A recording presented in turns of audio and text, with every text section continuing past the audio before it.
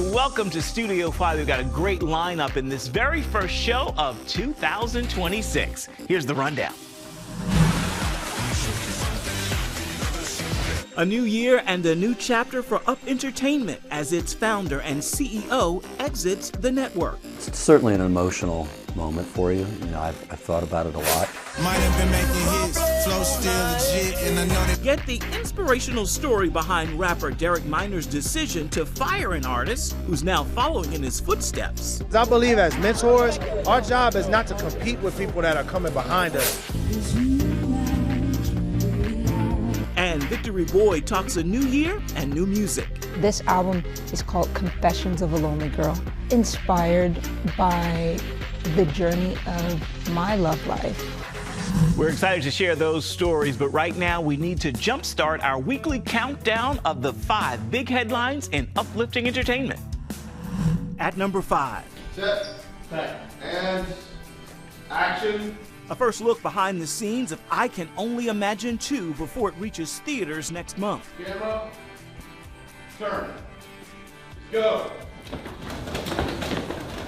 It's about my son being a diabetic and me being more of a doctor than a parent sometimes. Do you know any Amy Graham? Who? I'm kidding. I'm kidding. Your godmother, clearly. I think one of the most powerful parts about this has been seeing my life how other people see me. Like, who gets that opportunity? At number 4, a new year and a new box office record in the world of animation.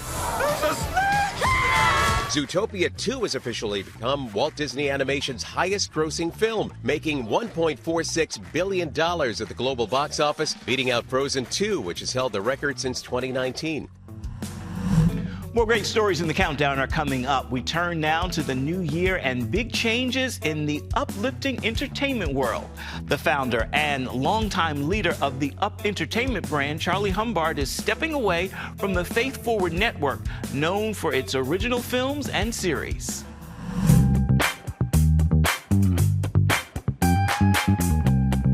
So now, as you're walking away from this means you're going to be more in the company of your wife than years past. Right. How does she feel about that? She said, more Charlie, less money. I think I should take that okay. I don't know.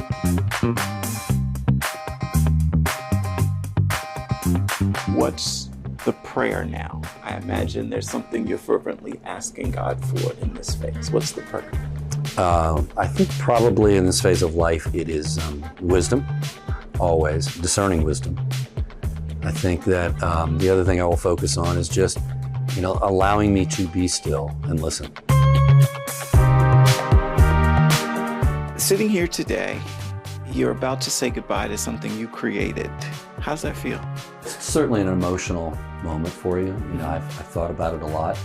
When you're a CEO, but you're also the founder, it really is your baby. So it was, what, 2004? We went on the air in October of 2004. 2004. But I started the journey of raising money in early 2002. And so that journey of raising money was a little over 2 years as well. So I've been doing this a long time now.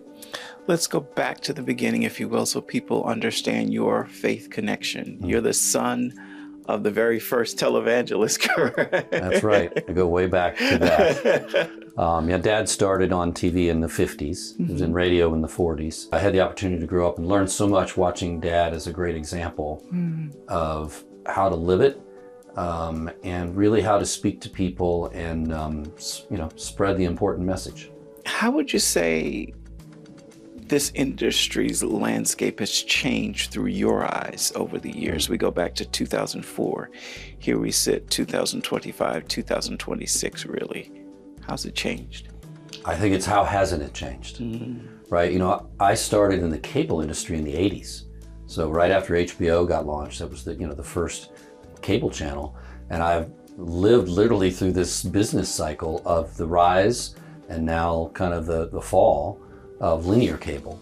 It's a great time for brands like Up Entertainment to stand out, because you could go to Netflix and you don't really think of Netflix as any particular brand other than just a lot of choice. Yeah.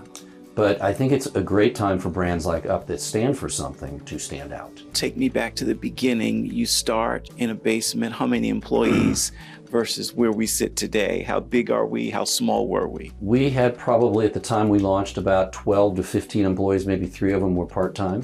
So it was a lot of work then. We're now at about 135 employees. So it's a very different business than when we launched. If you could, looking back, what was the most trying time? Trying time in this business comes and goes in seasons, I think. Probably the very beginning was really difficult because you'd never done it before. Radio stations didn't understand what we were trying to do, but the artists loved it and the consumers loved it. What's been the highest point or the biggest accomplishment you are looking at today? I think it's where we sit now. I think the business is the best it's ever been. We're really healthy in a very challenging time in media.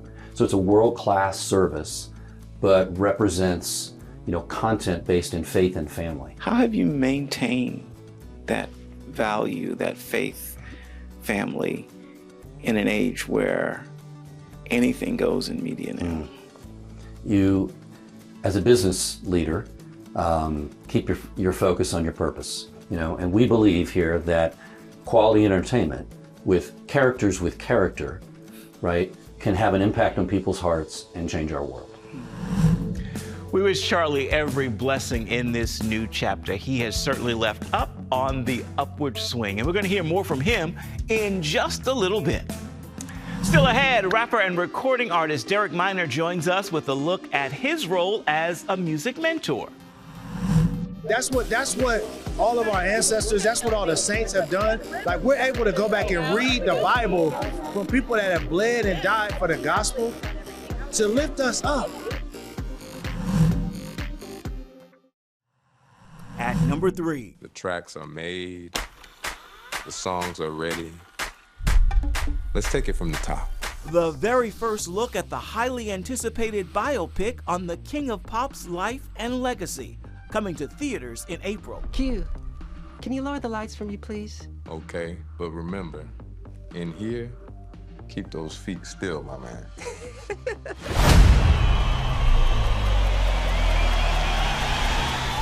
At number 2. The trailer for my new film, The Breadwinner, starts now. It's a comedic first for Nate Bargatze, and we have an early look before it hits theaters in March. I think I can handle a month alone with the girls. You act like I'm gonna blow the house up. Bye. Dad, the front door is locked. There's a window in the back, we'll crawl through that. It's a family comedy about what happens when life suddenly shifts. Dad, you're going the wrong way. To your school. To any of our schools. You don't know where our schools are? I'm gonna call Mom. What? No, give me the phone. Hold on. Hi, what's up? And there is still one more story to share in this week's countdown. Next up on Studio 5, rapper and producer Derek Minor. He's a founding member of RMG and co-founder of Reflection Music Group.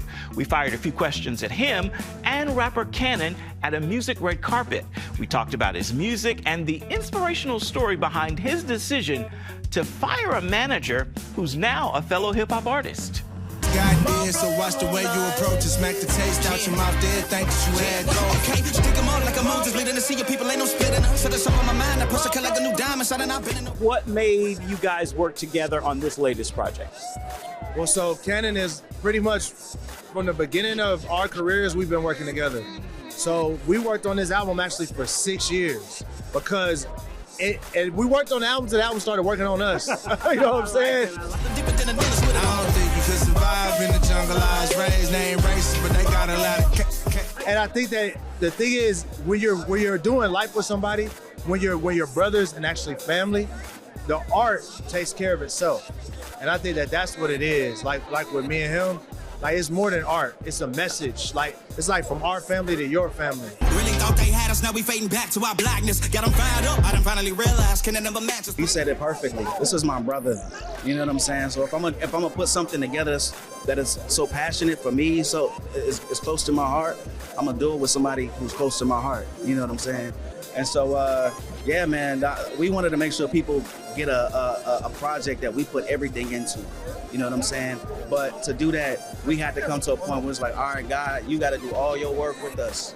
you got to work with us, and you got to do work in us. And so, man, we worked really hard on this 6-year project. It's out now. It's one of the best. It's probably the best music we've ever released, honestly. Freeze the beat, y'all can tell we be getting colder. I start wars with my bars, by the way I can fashion over. Sometimes God can give you a vision, but he has to work on you to get to that point. And that's for anybody that's out there. Like, if you have a dream right now, if you're sitting there thinking like, man, God put this business in my heart, this ministry in my heart, man, I want to move, I want to travel, whatever. Like, take time to press into God, because God is going to develop you to the point to where you get to where you can handle that dream. Because if he gives it to you before time, then it may hurt you. And we don't want that. You know what I mean? Yeah, absolutely. I've been interviewing some young artists lately, and your name keeps coming up. But as a mentor, someone who sort of pushed them, I think one of them you said you fired him. He sat me down. He was like, "Do you want to be an artist manager all your life, or do you actually want to be an artist?" And so I was like, "Well, in a perfect world, I'll be an artist, but I think I'm gonna stay on the business side." And he's like, "Okay, cool, you're fired." Dill was my role manager at the time, and he actually went to the same college I went to, MTSU, for music business. My wife went to. Yeah, exactly. So it was dope because, like, I watched him, I saw all this potential of him being a manager. But the thing that I also saw, I would let him have the keys to my studio when I wasn't using it. And one day he made this song, he did his music video, and I sat him down. I said, "Listen, man, in the next 10 years, I want you to be 100% honest with you. Money aside, anything aside, what do you want to be with your life? You want to be a manager? You want to be an artist?" He said, "I want to be an artist." I said, "You're fired." Because I will not be the person that's going to hold you back from being who you're supposed to be. Because I believe as mentors, our job is not to compete with people that are coming behind us. It's to put them on our shoulders and lift them way beyond us. And I think that's what all of our ancestors, that's what all the saints have done. Like, we're able to go back and read the Bible from people that have bled and died for the gospel to lift us up. And that's what we should be doing right now.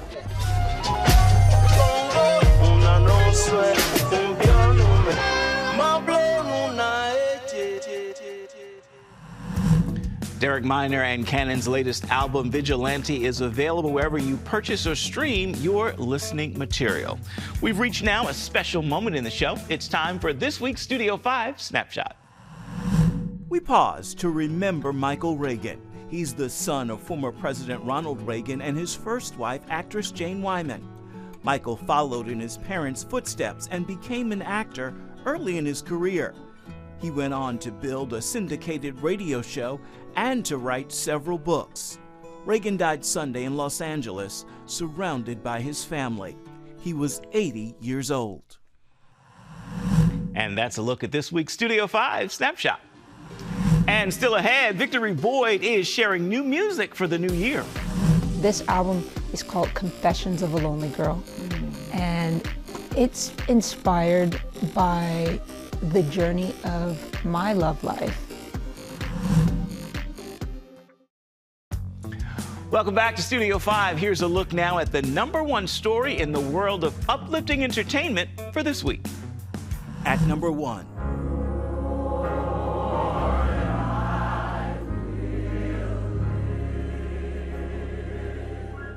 Remembering a giant in music. Tributes from across the country pouring in for 8-time Grammy-nominated gospel singer and composer Richard Smallwood. Smallwood died just days before the new year at age 77. His love of music started early. My mother tells the story that before I could talk, when I would come home from church on Sunday mornings, I would hum whatever hymn they sang at church.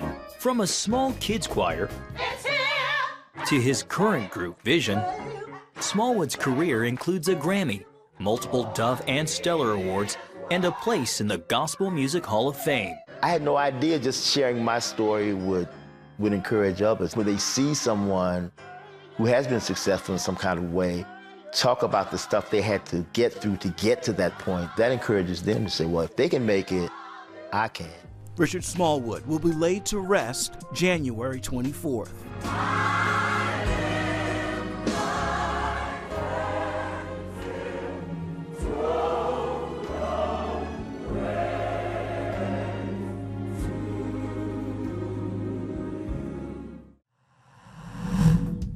And that wraps this week's countdown. Recording artist Victory Boyd is fresh off her Christmas tour with new music for the new year. And this music explores the story of her personal journey of love and loss. It's called Confessions of a Lonely Girl. You know what they say, fake it till you make it. So I pretended, don't trust you with the naked truth.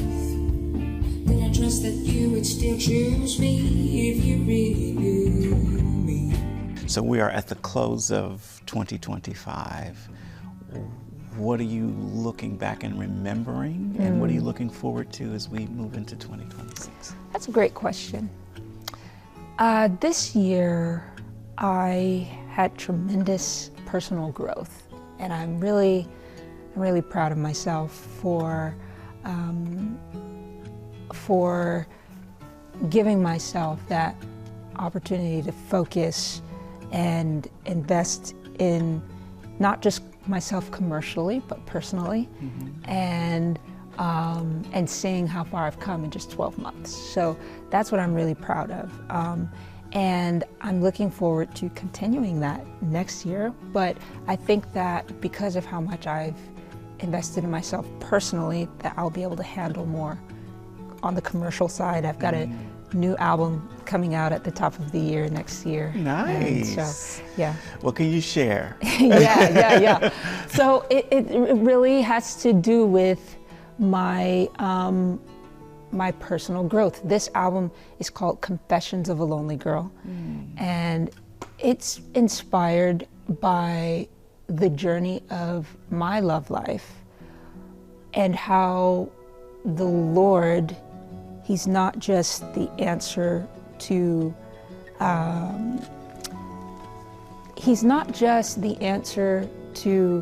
like our spiritual needs, but He's the answer to the needs of our soul, like the longings, the needs of our soul, you know? And so, you know, the Bible describes the church as the bride of Christ. And, you know, I would ask myself, like, or ask the Lord, like, you never had to deal with relationships like us. Like, Jesus, you were good. You didn't have, you know, a girlfriend. You had an assignment, you focused on your assignment, you did it. But then the Holy Spirit's reminding me, like, no, like I literally came for my bride. And like, look at the way my bride treated me. And still. Exactly. So if anybody knows the treacherous journey of being rejected, being misunderstood by the one you love the most, and like all these things. And so anyways, yeah, my journey's been very interesting, but I have a lot of music to, I like to think of my songs as trophies, because I live to sing another day on the other side of everything that I've been through. And so I think God allows me to go through things because He's given me a gift of articulation. And if I could articulate, whether through song or poetry, or just conversation, something that would help people navigate these oftentimes confusing places, then hey, I did my job. Be patient with me, my love. There's still so much in life I've yet to learn. Victory's Confessions of a Lonely Girl project drops early this year. We'll be sure to keep you posted. She's also setting up for a few tours internationally. The first stop, France. For more information, simply go to victoryboyd.com.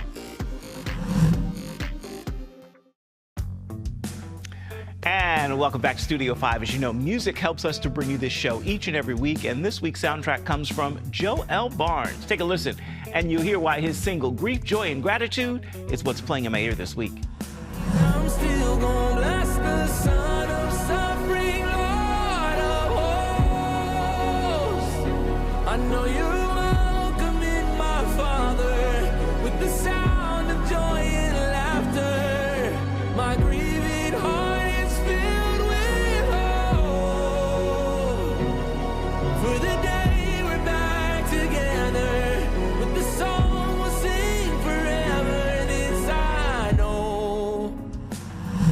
On that musical note, we are just about out of time for this week's edition of Studio 5, so let's take a quick look at next week's rundown. Some of the wrong thinking about God has crept into the evangelical world. God uses most those who suffer the most. Dr. Tony Evans and Honest Conversations. Hip-hop became a cultural phenomenon, and we'll call it sanctified. He takes us inside the Unbound podcast. Unbound was designed to show the release of God's word to the realities of life as we interact with people in a way sermons can't do. Please join us for that and so much more next week. As for this week, we've got time now for just one more thing. Let's give the final word to Charley Humbard. So if you could go back and give your younger self some advice in light of where we sit and what you know now, what would you say? Probably listen to my father more, right? He had some really great advice, a lot of wisdom, but when you're a 12-year-old, 14, 15, 16-year-old, you have your own thoughts, your own ideas about what is wise. And I think, listen to your parents. It's especially if they're, good character, God-fearing people, they probably know some things you should hear. And I think, he had little things like, it was like, keep a notepad of the people you meet, and those relationships and those things. And I was never good at keeping up on those kind of things. So I've had so many great relationships over the years that I never maintained. And so I think there's things like that in the wisdom of your parents that if I go back and could do it over as I tell my kids, I know sometimes you don't think I'm that wise, but some things stick. And it's been interesting to see now that my son is 25 and 27 now. At 18, they were like, yeah, whatever your wisdom is, Dad. And now I see them actually acting on those things. And I pointed out to them, I was like, where did you get that? And they go, we were listening. Charley, thank you. That is a great final word for this edition of Studio 5 and for this week's look at uplifting entertainment. Until next time, make time to uplift someone around you, and then please come on back and see what Studio 5 takes you next week. Bye-bye. Thank you so much for watching.